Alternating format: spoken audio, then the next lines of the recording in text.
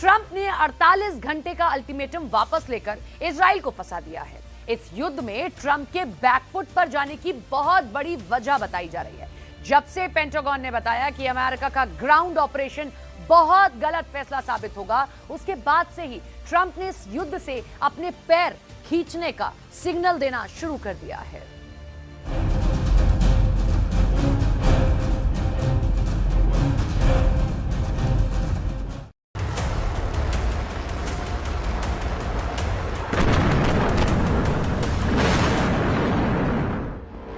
आखिर ऐसा क्या हुआ? क्यों बदल गया खाड़ी देशों का रुख?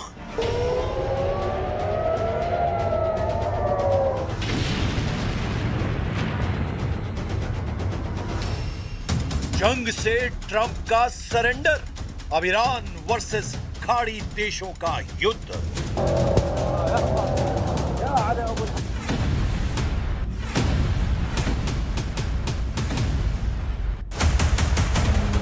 तीन हफ्ते पहले तक Saudi Arab, UAE, Qatar, Oman सबकी एक ही लाइन थी, यह हमारी लड़ाई नहीं है। लेकिन अब वही देश अमेरिका से कह रहे हैं, ईरान को अधूरा मत छोड़ो। फरवरी 28 को अमेरिका और इजराइल ने ईरान पर बड़े हमले शुरू किए। ईरान के सुप्रीम लीडर अली खामेनेई सहित कई टॉप लीडर्स मारे गए। ईरान की बैलिस्टिक मिसाइल और ड्रोन फैसिलिटी को टारगेट किया गया। लेकिन ईरान ने सिर्फ अमेरिका और इजराइल पर नहीं बल्कि पूरे गल्फ पर हमला कर दिया। सभी 6 गल्फ कोऑपरेशन काउंसिल देश Saudi Arab, UAE, Qatar, Bahrain, Kuwait, Oman पर ड्रोन और मिसाइल दागे। दुबई एयरपोर्ट पर हमला, सऊदी अरब की रिफाइनरी बंद, कुवैत में ऑयल प्रोडक्शन प्रभावित, पर्यटन ठप और कई मौतें हुई।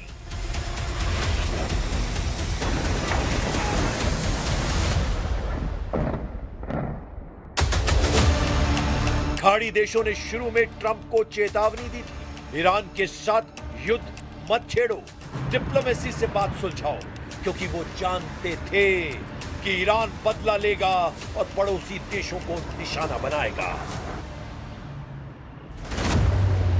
एक गल्फ डिप्लोमेट ने कहा था, हम नहीं चाहते कि सैन्य हमले से ईरान की स्थिरता खत्म हो, डिप्लोमेसी बेहतर है। लेकिन ईरान के हमलों ने सब बदल दिया। अब यूएई, सऊदी अरब, कतर और बहरीन कह रहे हैं, युद्ध रोकना नहीं, ईरान की मिलिट्री को इतना कमजोर करना चाहते हैं कि वो कभी पड़ोसियों पर हमला न कर सके। युद्ध की शुरुआत में खाड़ी देशों को डर था, युद्ध उनके दरवाजे तक आ जाएगा, तेल सप्लाई ठप हो जाएगी और उनकी अर्थव्यवस्था हिल जाएगी। इसीलिए उन्होंने अमेरिका को साफ कहा था, युद्ध मत शुरू करो। लेकिन जैसे ही युद्ध शुरू हुआ, ईरान ने सीधा हमला किया। यूएई के शहरों पर ड्रोन अटैक से ब्लास्ट,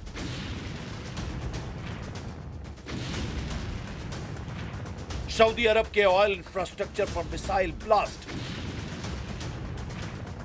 कतर, बहरीन, कुवैत तक निशाने पर ब्लास्ट। यानी जो युद्ध से बचना चाहते थे वो युद्ध में घसीट लिए गए।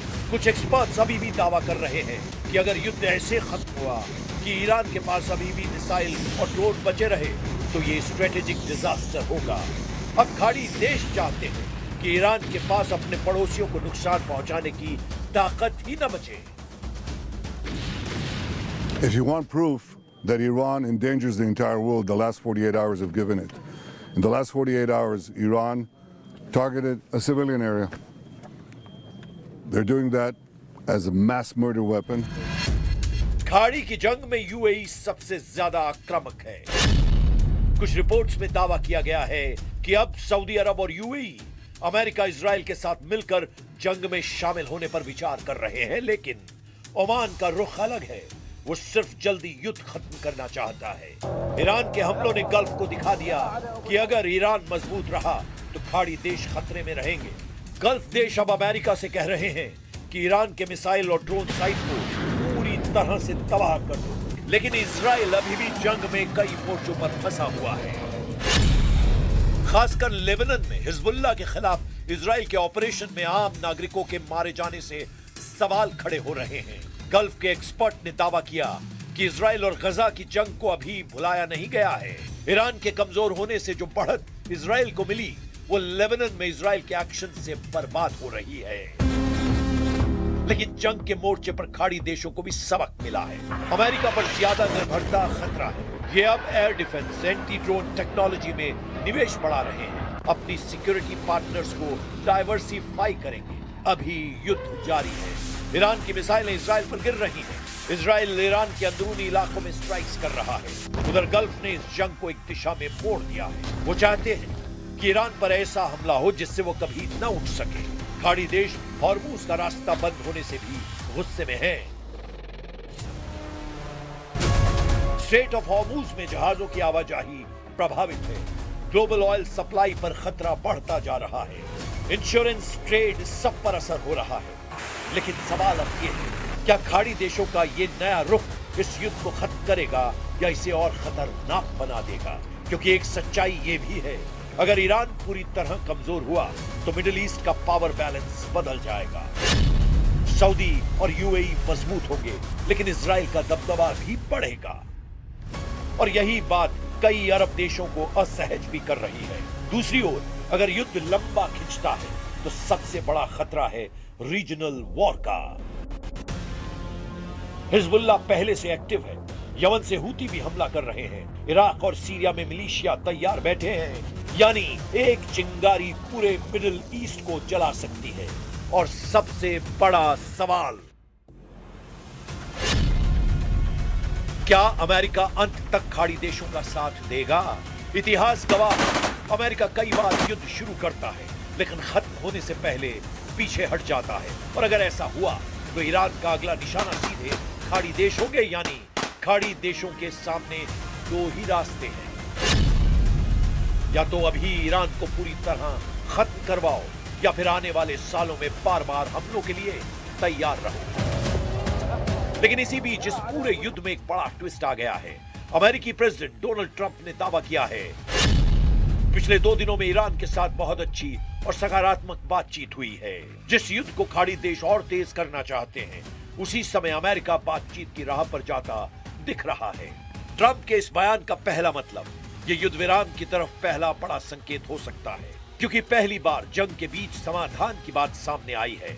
दूसरा और सबसे बड़ा संकेत, डोनाल्ड ट्रंप ने अगले 5 दिनों के लिए ईरान के पावर प्लांट्स और ऊर्जा ठिकानों पर हमले टाल दिए हैं। यानी 5 दिन के लिए जंग रुकी हुई है। We have had very, very strong talks. We'll see where they lead. We have major points of agreement. I would say almost all points of agreement.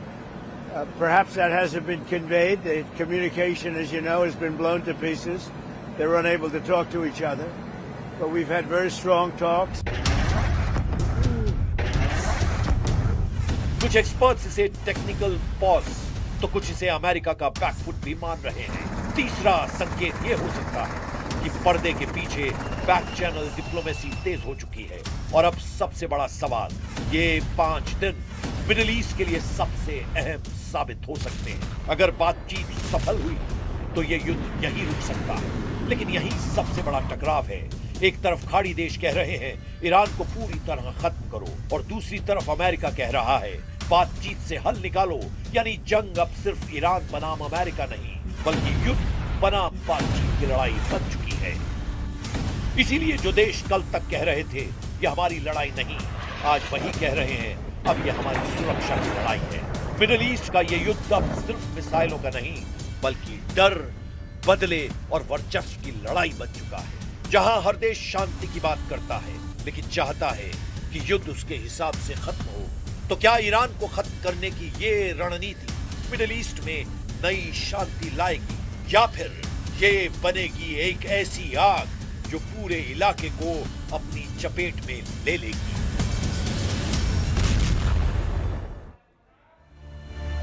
Donald Trump का दावा है कि उनकी ईरान में एक बड़े लीडर से बात चल रही है। जेरूशलम पोस्ट का दावा है कि वो बड़ा लीडर ईरान के स्पीकर मोहम्मद कालिबाफ हैं। लेकिन खुद कालिबाफ ने कह दिया कि अमेरिका झूठ बोल रहा है। ट्रंप सिर्फ गिरते हुए शेयर बाजार को काबू करने के लिए ये झूठ बोल रहे हैं।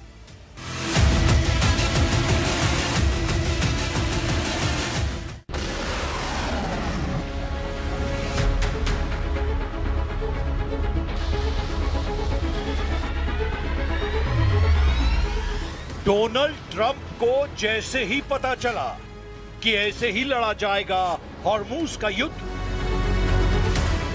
तो सवाल उठा कि क्या ईरान ऐसे ही बचाएगा अपनी जमीन और क्या समंदर में ही खोद डालेगा दुश्मन की कब्र, या फिर अमेरिका के 5000 कमांडो तोड़ डालेंगे ईरान का हॉर्मूज का चक्रव्यूह। अमेरिका ने जैसे ही देखा ईरान का युद्ध ट्रेलर, डोनाल्ड ट्रंप ने किया बहुत बड़ा ऐलान। ट्रंप ने कहा है कि उन्होंने ईरान के बिजली प्लांट पर 5 दिन के लिए हमले टाल दिए हैं।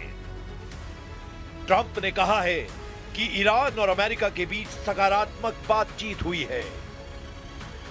पूरे पश्चिम एशिया में तनाव पूरी तरह खत्म करने के लिए गंभीर बातचीत हो रही है।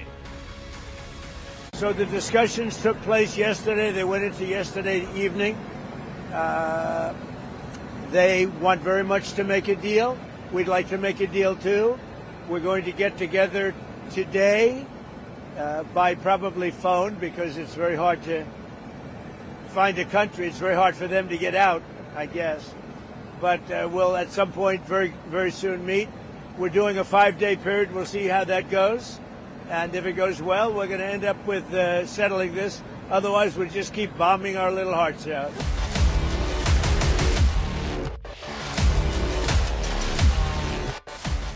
क्या ट्रंप का ये ऐलान 5 दिन का सरेंडर है? क्या ट्रंप ने हमले की धमकी वापस लेकर ईरान के सामने हथियार डाल दिए हैं? या फिर ट्रंप की वो चाल और जाल है जिसमें वो ईरान को फंसाकर घुटनों पर लाना चाहते हैं? लेकिन ट्रंप के ऐलान के बाद इजराइल ने ईरान पर हमले तेज कर दिए हैं और यही इस वक्त युद्ध का सबसे बड़ा सच है जिसने ईरान को पहले से ज्यादा अलर्ट कर दिया है। वॉर जोन का सच यह है कि हॉर्मूज में ईरान बैकफुट पर नहीं आया है। ईरान अब भी हॉर्मूज का समुद्री गलियारा कंट्रोल कर रहा है। वॉर जोन का सच यह है कि ईरान अब भी इजराइल पर पलटवार कर रहा है। ईरान की मिसाइल लगातार लॉन्च हो रही है और तेल अवीव से लेकर अश्कलॉन और हाइफा से लेकर डिमोना सब कुछ तहस नहस कर रही है। ऐसे में ट्रंप ने ऐसा क्या देखा? उनको किस बात का एहसास हुआ कि युद्ध के 24वें दिन ट्रंप ने ऐलान कर दिया कि 5 दिन तक ईरान के बिजली अड्डों को नहीं छुएंगे और ईरान से अमेरिका की बातचीत पॉजिटिव चल रही है। ईरान की लीडरशिप पर लगातार बमबारी करने वाले युद्ध में आखिर आगे क्या होने जा रहा है? ईरान के रेवोल्यूशनरी गार्ड्स को खत्म करने वाले इरादे को लेकर डोनाल्ड ट्रंप का अचानक मूड क्यों बदल गया है? नेतन्याहू के युद्ध का पुरजोर हर मायने में मदद करने वाले ट्रंप के दिमाग में क्या चल रहा है? क्योंकि ईरान के खिलाफ 24 दिन का युद्ध लड़ने के बाद क्यों अमेरिका अचानक बैकफुट पर आ गया? अब नेतन्याहू क्या करेंगे जो डिमोना और अरद में हुए मिसाइल अटैक के बाद ईरान की ईंट से ईंट बजाने की बात कर रहे हैं? ट्रंप के दावों के बीच ईरान ने बड़ा झटका दिया है। ईरान ने कहा है कि अमेरिका से कोई बातचीत नहीं चल रही। ईरान बार बार बता रहा है कि वो अमेरिका और इजराइल को जब तक घुटनों पर नहीं लाएगा ये युद्ध रुकेगा नहीं। ऐसे में ट्रंप के दावों के बीच क्या हॉर्मूज पर ईरान का कंट्रोल बरकरार रहेगा? क्या इजराइल पर ईरान के हमले रुकेंगे या और तेज होंगे? फिलहाल ट्रंप का 48 घंटे वाला अल्टीमेटम हॉर्मूज के उथले समंदर में डूब चुका है और ईरान ने अपने तेवर भी पहले से और कड़े कर दिए हैं। ईरान को ट्रंप की बातों पर बिल्कुल भी यकीन नहीं और इसीलिए अब भी सवाल उठ रहा है कि क्या हॉर्मूज बनने जा रहा है वर्ल्ड वॉर का एपिसेंटर? तेल अवीव में गिरने वाली हर मिसाइल को रोकने के लिए डिमोना जैसी तबाही से क्या ईरान वर्सेस ऑल वाला युद्ध हॉर्मूज के समंदर में शुरू हो चुका है, जिसमें एक तरफ है इजराइल, अमेरिका, खाड़ी देश, नेटो और दूसरी तरफ है ईरान और साथ में मदद कर रहे हैं रूस और चीन।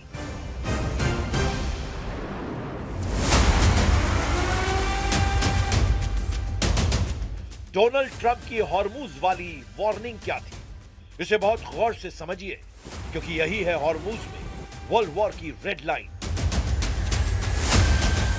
ट्रंप ने कहा कि ईरान ने हॉर्मूज स्ट्रेट नहीं खोला तो अपने पावर प्लांट्स की तबाही तय समझे ईरान ने पलटवार किया, बोला उसके पावर प्लांट पर हमले का मतलब ऐसे मिसाइल अटैक जो पूरे पश्चिम एशिया की बिजली ठप कर देंगे। इजराइल के सभी वाटर प्लांट पर हमला किया जाएगा और वहां का परमाणु रिएक्टर भी सुरक्षित नहीं बचेगा। इसके बाद ट्रंप ने कहा हम 5 दिन तक ईरान के बिजली प्लांट पर हमला नहीं करेंगे। ईरान से बातचीत अच्छी चल रही है। इस युद्ध में नेटो ने भी ट्रंप को बहुत बड़ा झटका दिया है, ऐसा शॉक जिसके बाद ट्रंप और नेतन्याहू खुद को बहुत अकेला महसूस करने लगे हैं। मुद्दा डिएगो गार्सिया पर ईरान के मिसाइल अटैक का बना, लेकिन नेटो चीफ ने कह दिया है कि ईरान के मिसाइल अटैक का कोई सबूत नहीं है। डिएगो गार्सिया को कंट्रोल करने वाले ब्रिटेन के प्रधानमंत्री ने भी कह दिया है ईरान ने उनके आइलैंड पर हमला नहीं किया। Well, look, we carry out assessments all the time in order to keep us safe, and there's no assessment that we're being targeted in that way at all. Trump का record और Netanyahu के विध्वंसक इरादों ने पहले भी बताया है कि युद्ध में कुछ भी हो सकता है। ईरान के खिलाफ अमेरिका और इजराइल की जंग किसी भी वक्त यू टर्न से लेकर जिगजैग वाली करवट भी ले सकती है। ईरान के खिलाफ ब्लैकआउट वॉर की वार्निंग सबसे पहले ट्रंप ने दी थी। ट्रंप तो पीछे हट गए, लेकिन अब इजराइल ने सिग्नल दे दिया कि ईरान को पूरी तरह तबाह करने में वो कोई कोर कसर नहीं छोड़ेगा। लेकिन ईरान ने बता दिया कि वो एक साथ 100 मिसाइल लॉन्च करने की तैयारी कर रहा है।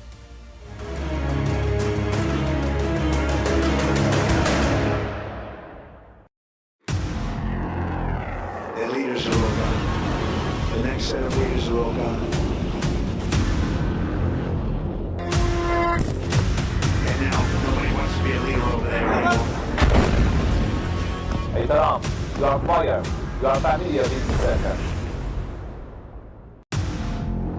75 मिसाइलों से ईरान का हमला, तेल अवीव से यरूशलेम तक गदर।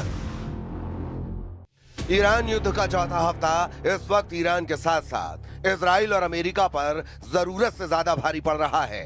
पिछले 72 घंटे में जहां दक्षिणी ईरान, पश्चिमी और राजधानी तेहरान पर जिस बड़े स्तर पर मिसाइल और बमों की बारिश हुई है, उसने ईरान की हमले की क्षमता पर भयानक असर डाला है। लेकिन यह भी 100% सच है कि प्रचंड नुकसान झेलने के बावजूद ईरान रत्ती भर दबने को तैयार नहीं है। 48 घंटे पहले शुरू हुए ईरान के सबसे सटीक और तीखे मिसाइल हमलों ने इजराइल की चीखें निकाल दी हैं। खुद प्रधानमंत्री नेतन्याहू ईरान को दुनिया का सबसे खतरनाक देश कहने को मजबूर हो गए हैं और ईरान को दुनिया का दुश्मन बताया है। नेतन्याहू ने डिमोना परमाणु प्लांट के पास हुए हमले और अराद में दर्जनों इमारतों पर ईरानी मिसाइलों के हमले देखने के बाद अब इमरजेंसी प्लान के तहत ईरान पर भीषण हमले शुरू कर दिए हैं। इधर स्ट्रेट ऑफ होर्मुज में ईरानी गदर से राष्ट्रपति ट्रंप बुरी तरह से बौखलाए हुए हैं। अब तक 16 से ज्यादा अमेरिकी लड़ाकू विमान और जेट 30 दिन से कम समय में तबाह हो चुके हैं, जबकि तेहरान से लेकर यरूशलेम तक ईरान ने ऐसे मिसाइल और ड्रोन हमले करके दिखा दिए हैं जिसकी कल्पना इजरायली सेना और अमेरिकी सेना ने रत्ती भर नहीं की थी। हालात यह है कि अब अमेरिका और इजराइल ने ईरान के खिलाफ ब्लैकआउट वॉर शुरू कर दिया है और ईरान को कंट्रोल करने के लिए अमेरिका के रक्षा मंत्रालय पेंटागन ने बड़े जमीनी हमले शुरू करने का प्लान फाइनल कर दिया है। हम शुरुआत करते हैं ईरान के उस मिसाइल हमले से जिसने इजराइल को भारी नुकसान पहुंचाया है। खुर्रम शहर 4 से इजराइल पर हमले, ब्रिटेन तक हमले की तैयारी।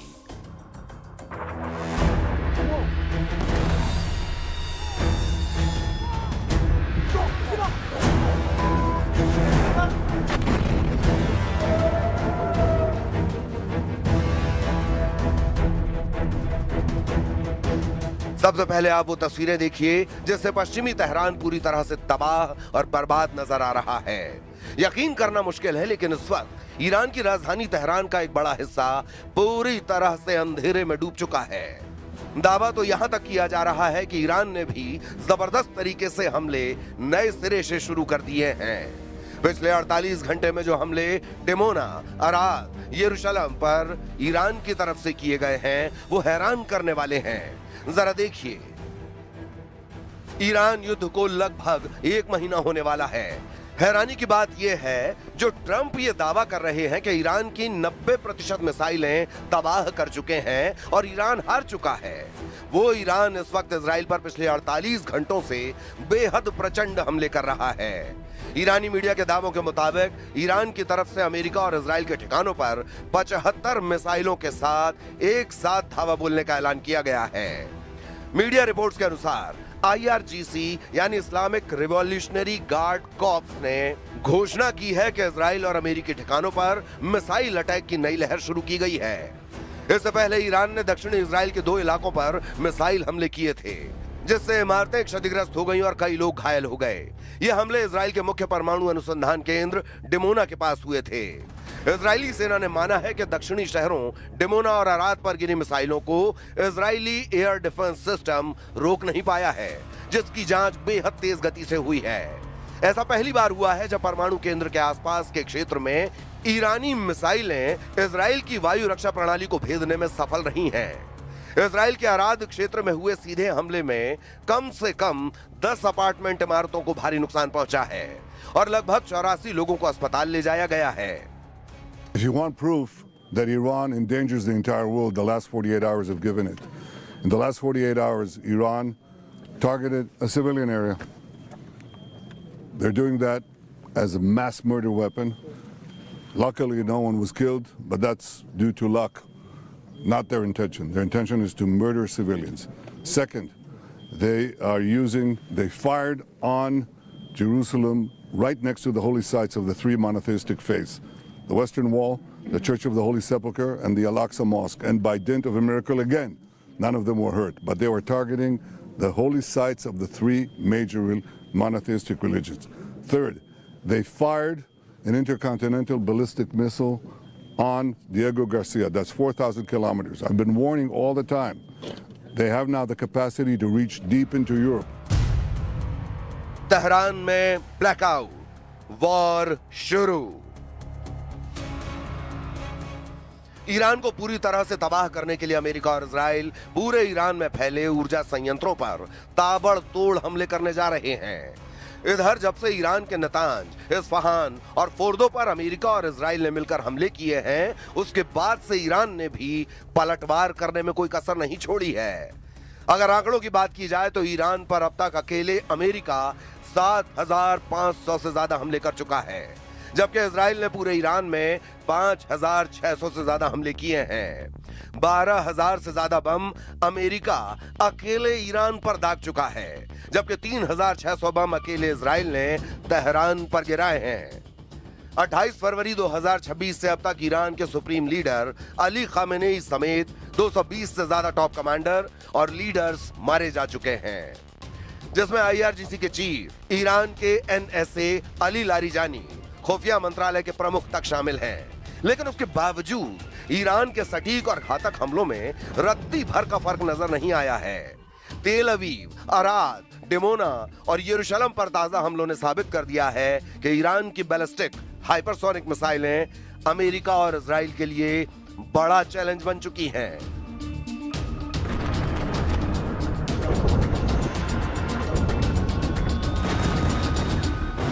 जो आप इर्द गिर्द तबाही देख रहे हैं, ये ना ही गजा है और ना ही लेबनान, बल्कि ये इसराइल का डिमोना इलाका है, जहां पर ईरान के बैलिस्टिक मिसाइल ने तबाही मचाई है। ये पूरा इलाका तबाह हो गया है क्योंकि ईरान की तरफ से दागा गया बैलिस्टिक मिसाइल यहां पे गिरा।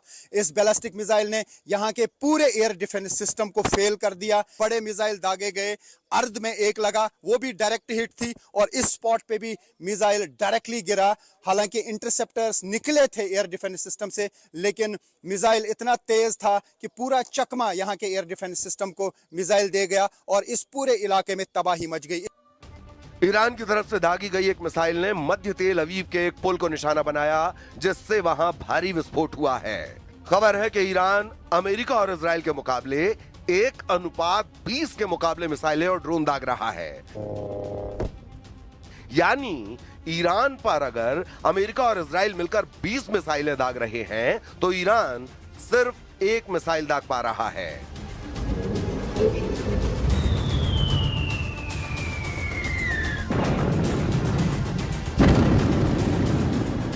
अब ईरान की तरफ से जोरदार मिसाइल अटैक किए जा रहे हैं इसराइल पर, और उससे अब इसराइल में बहुत ज़्यादा तबाही हो रही है। अर्द हो या फिर ये डिमोना एरिया, यहाँ पे जिस तरीके की तबाही देखने को मिल रही है, उसका मतलब है कि अभी भी ईरान के पास बहुत ज़्यादा पावरफुल मिसाइल्स मौजूद हैं, जो वो अब यहाँ पे दाग रहे हैं और यहाँ के एयर डिफेंस सिस्टम को चीर कर तबाही मचा रहे हैं।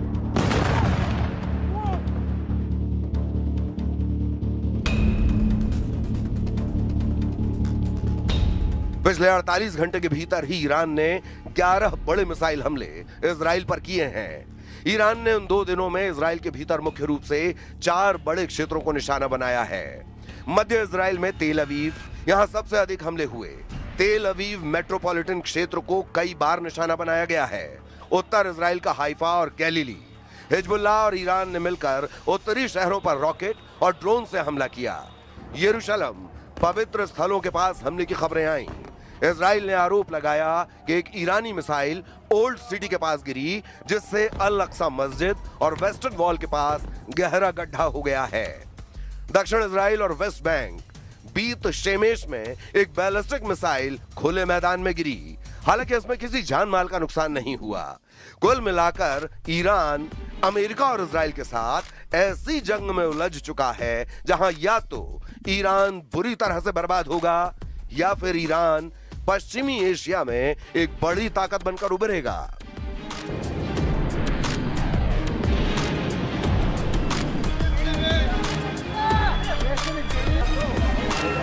Realizou, ela